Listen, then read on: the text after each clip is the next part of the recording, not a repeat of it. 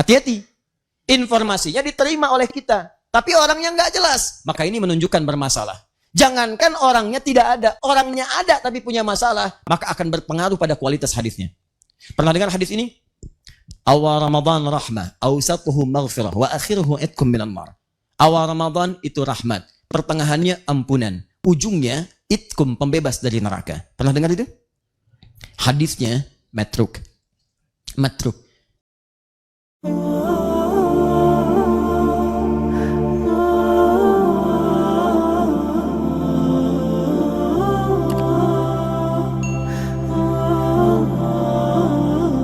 Sedang belajar ilmu hadis, kemudian disebutkan istilah sunnah, maka yang dimaksud istilah sunnah adalah istilah yang sama dengan pengertian hadis. Apa isinya? Ditemukan dalam kitab hadis. Apa turunannya? Cuma ada dua. Dalam kitab hadis, Anda akan temukan teman-teman sekalian, dari pendalaman sunnah, dua hal yang paling utama. Dua hal ini yang disebut dengan sayap hadis. Pertama adalah yang disebut dengan matan isi hadis, isi substansi hadisnya. Yang kedua, yang disebut dengan sanad, silsilah orang-orang yang meriwayatkan hadis sampai kepada Nabi SAW. Transmisi periwayatan. Awas, hati-hati. Hati-hati. Keduanya penting. Kata para ulama, ini bagaikan dua sayap burung. Satu sayap terluka, maka burung tidak bisa terbang. Satu sayap di antara dua hadis bermasalah, maka hadisnya akan turun kualitasnya. Hati-hati. Isinya bagus, tapi riwayatnya bermasalah, maka belum tentu hadisnya bisa diterima. Maka semua yang bersandar dari Nabi, dari perkataan, perbuatan, ketetapan, cek dulu. Benar gak informasinya? Bagaimana mengeceknya? Yang diterima oleh kita. Kita kan gak pernah berjumpa dengan Nabi. Maka telusuri informasi ini sampai tersambung kepada Nabi. Cara menelusurinya disebut dengan isnad. Urutan-urutannya disebut dengan sanad. Imam Muslim langsung membuat bab khusus dalam jilid yang pertama dari 9 jilid Sahih Muslim, halaman 119. Sebelah kiri paling atas, beliau berikan keterangan babul isnadi minaddin. Babul isnad. Bab pembahasan tentang pentingnya sanad, ini bagian yang sangat menentukan dalam agama. Hati-hati. Informasinya diterima oleh kita, tapi orangnya nggak jelas. Maka ini menunjukkan bermasalah. Jangankan orangnya tidak ada, orangnya ada tapi punya masalah, maka akan berpengaruh pada kualitas hadisnya.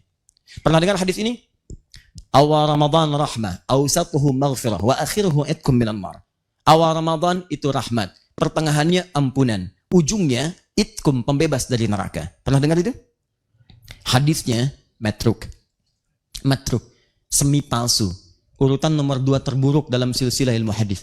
1 maudhu, 2 kemudian matruk. Ya, hati-hati. Ya, nanti ada yang disebut dengan 3M. 3M. 1 maudhu. Ini yang paling parah. 2 matruk. 3 mungkar. Hati-hati.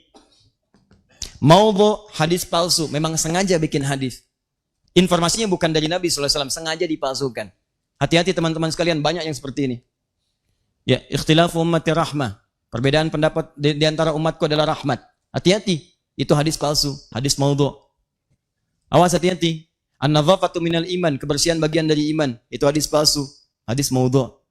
Dan banyak nanti yang tersebar di masyarakat. Bukan informasinya tidak bagus, kalimatnya bagus, tapi Nabi tidak pernah mengucapkannya. Cuman orang kebanyakan mengatakan ini dari Nabi. Pernah dengar hadis ini? Makan saat lapar, berhenti sebelum kenyang. Pernah dengar? Nah, itu palsu, maudhu. Bahkan palsu banget. Saking palsunya, di kitab hadis palsu pun tidak ditemukan. Silahkan cek. Saking palsunya. Dalam kitab-kitab hadis palsu tidak ditemukan. Cuman ada di satu kitab. Ya, namanya Ar-Rahmah fit Tibbi wal Hikmah. Karangan Syekh Jalaluddin As-Suyuti. Tentang kisah. Ada kisah terkait dengan kalimat itu. Diduga sebagai hadis dimunculkan. Hati-hati, banyak menyebar nanti setelah fitnah kubra. Ada orang mau dieksekusi, begitu mau dieksekusi ditanya, karena sering memalsukan hadis. Berapa telah banyak hadis Anda palsukan? Dia katakan arba'ina alfan, 40.000 hadis. Bayangkan satu orang 40.000 hadis. Karena saking mudahnya orang berbuat begitu, sampai-sampai Nabi mengatakan dari sejak dulu, dari awal-awal di masa kenabian, man kadzaba alayya muta'ammidan falyatabawwa maq'adahu minan nar. Siapa yang mencatut namaku? Hati-hati. Memalsukan diriku, mengatakan ini dariku, maka seakan-akan dia telah pesan kapling di neraka. Siap-siap tempatnya di neraka. Kayaknya sudah pesan kapling tuh. Ya. Gampang, bikin hadis tuh gampang. sampai kalimat-kalimatnya terasa bagus, benar, disandarkan pada Nabi, salah. Kalau Anda ikut pelajaran ilmu hadis yang di Indonesia, itu guru kita sering mencontohkan, saking gampangnya orang bikin hadis palsu, orang Jawa dengan orang Sunda berdua bisa bikin tuh. Ya, orang Jawa, Sunda sudah tua, sepuh disebut dengan syekh. Dua orang sepuh disebut dengan syekhan. Dalam ilmu hadis syekhan Bukhari Muslim, Al-Bukhari dan Muslim. Ini orang Jawa, orang Sunda bikin hadis palsu. Dua orang sepuh syekhan bikin hadis, apa bunyinya? Qala afdalu dahri bi faisil laili kucifa wa kulifa wa ubina hatta karu saudahu fa idza bukhila faduriba unuqu thalath marat hatta utiha rawahu syekhan. Paham? Tidak. Yuk kita terjemahkan. Ini nahunya benar semua, sorofnya bagus, bahasa Arabnya lengkap. Afdalu dahri, dahar yang paling afdol. Bi faisil laili, dengan pais lele. Kucipa, kasih kecap sedikit. Wa kulifa, hidangkan kerupuk hatta karu saudahu, sehingga terasa udangnya. Fa idza bukhila, apabila kebehelan, faduriba unukuhu, maka pukul punduknya thalatha marat, 3 kali, hatta utiha, sampai utah. Rahu syekhan. Baru ketawa tuh. Jadi orang kalau mau bikin-bikin yang seperti ini, mikir dulu, pesan kapling di neraka. Yang salah, ini kata Nabi, itu maudhu namanya, hadis palsu. Yang ini matruk, semi palsu. Semi palsu karena diriwayatkan oleh seseorang yang tertuduh seringkali berdusta. Dustanya kadang-kadang tidak langsung, ngarang-ngarang cerita macam-macam, sehingga sulit dibedakan antara hadis dengan bukan. Di antara yang disebutkan itu adalah hadis yang sangat populer. Ini hadisnya, awal Ramadan adalah rahmat, pertengahannya maghfirah, ujungnya adalah pembebas dari neraka. Itu hadis matruk. Matruk. Kenapa banyak menyebar di mimbar-mimbar saat datang Ramadan? Karena pernah diriwayatkan oleh Ibnu Khuzaimah, dalam Sahih Ibnu Khuzaimah cuma diberi catatan. Di bab beliau ketika disebutkan, nih, bab fadailu Ramadan in kana hadithuhu sahihan. In kana hadithuhu sahihan. Ada catatan. Ini bab menerangkan tentang keutamaan Ramadan. Hadis yang pertama ini jika memang diduga hadisnya sahih. Diberi catatan, ini tidak sahih karena ini meragukan syartun. Kalau memang sahih amalkan, tapi ini bukan sahih, ada innya. Setelah itulah kemudian masa lewat, terjadi peristiwa, ada kebanjiran. Saat banjir itu kemudian menimpa juga sebagian kitab Ibnu Khuzaimah, tersapu huruf innya, hilang di bab ini. Maka berubah kalimatnya, bab fadailu Ramadan kana hadithu sahihan. Bab tentang keutamaan Ramadan, hadisnya sahih. Dinukil oleh orang setelahnya, ditulis kembali, innya hilang. Maka tersebarlah di masyarakat kemudian. Padahal awal hadisnya adalah matruk, mungkar. Hadis yang diriwayatkan oleh orang-orang, mohon maaf, yang berperilaku yang kurang pantas, sering menyimpang dalam ketentuan agama. Mabuk, tapi meriwayatkan hadis. Maka hadis yang mungkar, ingkari. Jangan diambil. Ingkari. Kenapa diingkari? Bukan kalimatnya yang kurang bagus, tapi diriwayatkan oleh orang yang punya perilaku buruk. Khawatir nanti ketika diamalkan, ada tuduhan pada agama. Pantas perilakunya begitu. Hadisnya diriwayatkan orang mabuk. Muncul tuduhan. Karena itu kemudian ulama bikin kualifikasi yang sangat ketat dalam persoalan ini. Sanad bermasalah, maka menurunkan status ini. Matannya bermasalah, maka kehilangan kemudian kepercayaan dari riwayat yang disampaikan. Jadi teman-teman, kalau Anda ingin mencari pengertian sunnah dalam pengertian hadis, maka kembalikan ke kitab hadis. Jelas?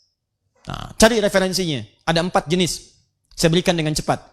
Kalau ingin melihat tuntunan umum, cari kitab Al-Jami namanya. Jami itu umum. Misal, saya ingin melihat tuntunan Nabi dalam kitab hadis tentang persoalan yang umum. Bab bisnis, bab tentang iman, bab tentang mencari pengetahuan, bab tentang pemerintahan, bab tentang rumah tangga, cari kitab Al-Jami. Al-Jami itu sesuatu yang masih umum, komprehensif. Di antara yang paling populer ada kitab namanya Al-Jami As-Sahihil Musnad Al-Mukhtasar min umuri Rasulillah sallallahu alaihi wasallam wa sunanihi wa ayyamihi. Ulang.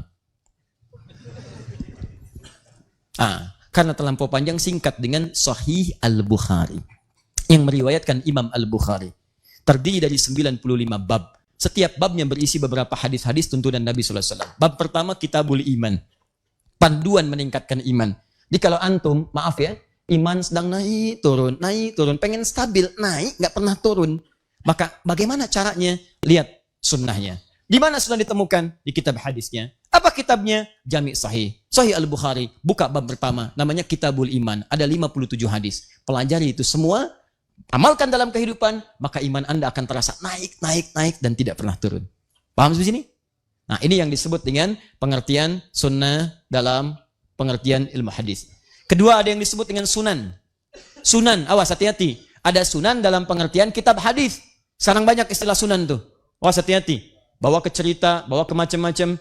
Ya, ada sunan kitab, ada sunan Kalijaga, ada sunan Kalijodo, ada sunan Kaliciliwung, ada macam-macam. Ya, nah, kita kembalikan. Kalau disebutkan sunan dalam pengertian ilmu hadis, maka itu yang dimaksud kitab-kitab hadis yang disusun berdasar urutan fikih.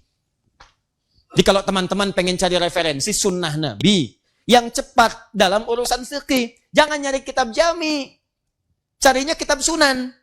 Sunan Abu Daud, Sunan An-Nasai, Sunan At-Tirmidzi. Sekalian saya lurusin nih. Ada sebagian orang kalau nggak Bukhari, nggak sahih nih. Saya nggak mau terima. Hadisnya nggak sahih. Berarti dia belum paham ilmu hadis. Dia nggak ngerti ilmu hadis. Yang dimaksud di Sahih Al-Bukhari, itu yang dikumpulkan oleh Imam Al-Bukhari dalam kitab beliau, dalam masalah-masalah umum. Semua hadisnya sahih memang betul, tapi tidak mencakup semua persoalan.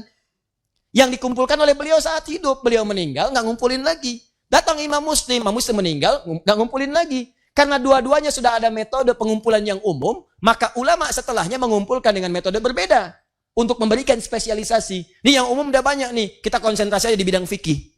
Ketika hadis-hadis dikumpulkan khusus dalam bidang fikih, maka berubah istilah menjadi sunan namanya. Nah, Anda kalau pengen cepat belajar fikih dari tuntunan sunnah, referensi hadis, maka cari kitab sunan. Misal Sunan Abu Daud. Saya ambil contoh. Saya sering katakan kepada Anda, turun gini dalam i'tidal ke sujud. Mau pakai telapak tangan, mau pakai lutut. Saya pakai lutut. Ustaz Umar Mita pakai telapak tangan. Ibnul Qayyim Al-Jauziyah rahimahullah pakai lutut. Ya. Kemudian Syekh Al-Albani menggunakan telapak tangan. Dari mana menemukan itu? Antum cari di Sahih Al-Bukhari. Sampai kiamat kurang 2 hari, gak akan ketemu. Saya kasih tahu dari sekarang. Kalau nggak percaya, cari aja. Silakan. Ini syarahnya ada di belakang nih. Ya. Yang syarah Ibnu Hajar Al-Asqalani. Yang warnanya orange itu. Yang di dalam yang belum dibuka sebagiannya, itu kan? Nah, itu nggak akan ketemu. Saya Muslim susah. Yang ada di mana? Abu Daud, karena beliau konsentrasi merumuskan hadis-hadis dalam urutan fikih. Yang pakai lutut nomor hadis 838, paling kanan sebelah bawah di kitabnya. Riwayatnya dari Wa'il bin Hujur. Beliau meriwayatkan dari Nabi di awal-awal masa keislaman. Ketika beliau masuk Islam di awal-awal masa Islam, melihat Nabi masih dalam keadaan kuat. Nabi salat kemudian turun lututnya terlebih dahulu. Nabi katakan, "Idza sajadta fala tasjud kama yabrukul ibil, falyadha rukbatahi qabla yadayhi." Kalau kamu pengen sujud, jangan kamu sujud seperti duduknya unta. Letakkan dulu kemudian lututmu sebelum telapak tanganmu. Kalimatnya ibil. Tapi ketika nomor hadis 840 sampai 841, paling kiri sebelah atas, yang riwayatkan sahabat Abu Hurairah. Sahabat Abu Hurairah masuk Islam 3 tahun sebelum Nabi wafat. Di tahun ke-7 Hijrah. Usia Nabi sudah 60 tahun. Nabi sudah semakin lemah. Begitu beliau kemudian salat, terlihat beliau menurunkan dengan telapak tangannya. Begitu turun pakai telapak tangan, keluar kalimatnya. Berubah kemudian kosakata tentang untanya. Idza sajadta fala tasjud kama yabrukul ba'ir. Falyadha yadayhi qabla rukbatayhi. Kalau pengen sujud, sujudlah kemudian, tapi jangan duduk seperti duduknya unta. Dahulukan telapak tanganmu sebelum lututmu. Ustadz, kok bisa? 2 hadis ini kok bisa seakan-akan bertolak belakang? Paradoks. Yang satu bilang pakai lutut, yang satu bilang pakai telapak tangan. Mana yang benar, Ustaz? Cek, hadisnya di mana? Kitab yang sama. Yang meriwayatkan siapa? 2 orang berbeda. Maka kalau Anda temukan beberapa hadis dalam satu peristiwa kelihatan tidak sama, maka rumus hadisnya kumpulkan keduanya. Dikumpulkan disebut al-jamu'. Ambil faidah darinya disebut at-taufiq. Maka dalam kaidah nanti ilmu hadis ada istilah disebut al-jam'u wat-taufiq. Kumpulkan, ambil petunjuknya, dilihat. Allahu Akbar. Teman-teman, ternyata indah sekali kesimpulannya. Kata para ulama hadis, Nabi mempraktikkan menggunakan lutut di awal-awal masa. Ini menunjukkan bahwa boleh Anda menggunakan lutut saat Anda akan turun dari i'tidal kepada sujud. Tapi di akhir-akhir kehidupan beliau terlihat lemah. Masalah orang pertama saat lemah itu pada lututnya. Maka beliau alternatif gunakan telapak tangannya. Maka turun menggunakan telapak tangan. Karena itu pada yang pertama disebut ibil, unta biasa. Karena unta nanti ada 4 sampai 5 istilah. Ada ibil, unta umumnya. Ada jamal, unta jantan. Hatta yajal jamalu fi samil khiyat. Ada naqah, unta betina. Naqatallahi wa suqyaha fakadzabuhu fa'aqaruha fadamdama alaihim rabbuhum. Ya, dan seterusnya ayat. Kemudian ada yang keempat, ba'ir. Ba'ir itu unta tunggangan yang punya beban. Nah, yang tadi unta turun, jangan seperti unta dahulukan telapak tangan disebutkan ba'ir. Yang dahulukan lutut disebut ibil, yang tidak punya banyak beban. Artinya apa? Nabi ingin memberikan gambaran bahwa kalau mau sujud silahkan cari dua alternatif. Boleh pakai telapak tangan, boleh pakai lutut. Jangan juga simpulkan dengan kesimpulan yang keliru. Kalau ada orang menggunakan telapak tangan, berarti dia sudah sepuh, sedang punya beban. Belum tentu. Karena ada atlet yang cedera lututnya. Ya, kemudian karena ada beberapa orang yang tidak mungkin pakai lutut, ada bermasalah, maka turun pakai telapak tangan. Kesimpulan hukumnya, sujud turun, boleh pakai telapak tangan, boleh pakai lutut. Jangan bicara yang macam-macam. Begitu turun pakai telapak tangan, sepuh. Lain. Begitu turun pakai lutut, kayak unta. Anda cuma baca satu hadis. Lutut boleh, telapak tangan boleh. Yang salah yang pakai kepala duluan.